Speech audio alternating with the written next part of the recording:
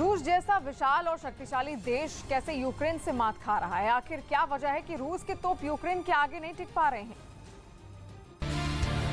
युद्ध में नए भर्ती किए गए रूस के सैनिकों और रूस के पुराने टैंकों की हालत इतनी खराब हो गई है कि अनुभवहीनता की वजह से ये सैनिक अपने हथियारों को बचाने के लिए अजीबोगरीब तरीके अपनाने लगे और अपने टैंकों को गंवाने भी लगे।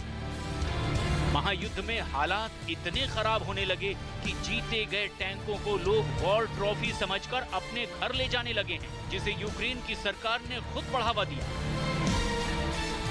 Ми очікуємо 100% підтримку від Генсека ООН.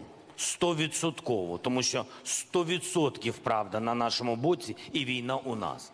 Я думаю, що після приїзду, і якщо буде час у генерального секретаря, і я думаю, що у нього дуже поважний статус, йому обов'язково треба відвідати спочатку наші місця, де було катування і де знищили наших людей.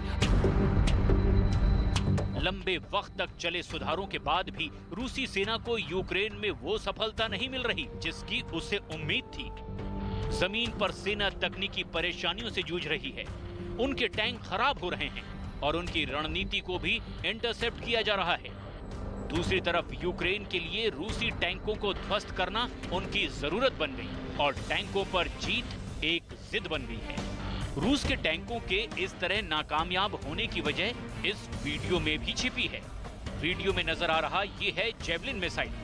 महायुद्ध की शुरुआत में अमेरिका ने यूक्रेन को 2000 जेवलिन एंटी टैंक मिसाइल दिए थे और लगातार इन मिसाइलों की आपूर्ति करता आ रहा है, जिसने पूरे युद्ध को नया मोड़ दे दिया।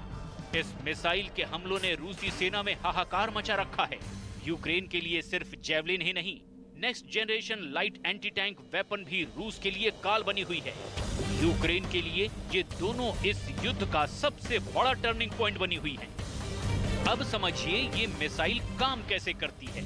टैंकों के सामने बैठा सैनिक अगर अपने दुश्मन टैंक पर सीधे हमला करता है तो उसे कोई नुकसान नहीं होगा। दरअसल रूस के तमाम टैंक ऐसे रक्षा कवच से लैस होते हैं जो सीधे हमले के असर को नाकाम कर देते हैं। अब बारी आती है NLW और जेवलिन मिसाइल की, जो छोड़े जाने पर टैंक के ऊपर वहां जाकर फटती है जहां टैंक का रक्षा कवच कमजोर होता है, जबकि जेवलिन मिसाइल 2 वॉरहेड से लैस होती है। पहली टैंक के रक्षा कवच को उड़ा देती है और दूसरी टैंक के भीतर जाकर नुकसान पहुंचाती है। ठीक ऐसे देखिए कैसे जेवलिन और next generation light anti tank weapon ने टैंकों के ठीक ऊपर हमला किया है, उसी जगह जहां टैंक का रक्षा कवच सबसे कमजोर होता है।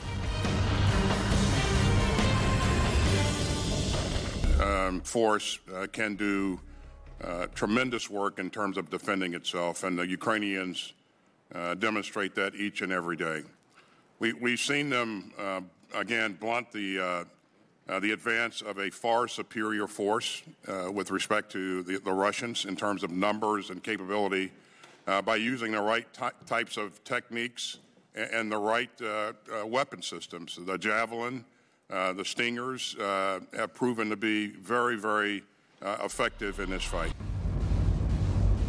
टैंक और सैनिक वाहनों में अजीबोगरीब सुधार से ये साफ हो जाता है कि रूस की सेना कमांड, कंट्रोल और कम्युनिकेशन की दिक्कतों से जूझ रही है। खबरें हैं कि रूस के यूनिट कमांडर रेडियो या मोबाइल फोन पर बात कर रहे हैं, जिनकी बातें आसानी से सुनी जा सकती हैं।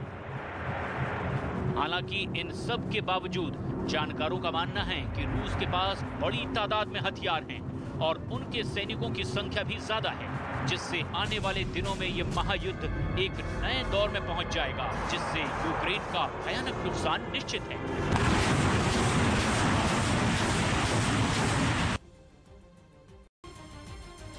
जिसके बाद शहर का ज्यादातर हिस्सा काले धुएं की गाढ़ी चादर से ढका दिखाई दिया। एक जगह तो मिसाइल गिरने के साथ ही धुएं के पीछे आग की तेज